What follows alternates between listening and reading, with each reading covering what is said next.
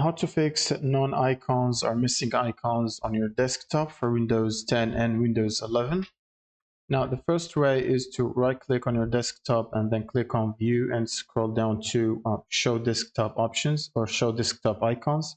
Make sure this is checked like this, otherwise the icons are not going to be visible. Now, the second way is if you're missing specific icons, such as for this PC icon or the trash icon or the recycle bin icon, you want to right click on the Start button and open up the settings. Now you want to click on Personalizations and then click on Themes on the left side.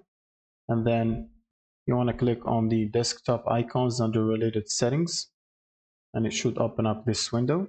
Now you can check the box next to the icons that you want to be visible in your desktop, such as this PC or network or trash, and other icons such as the control panel.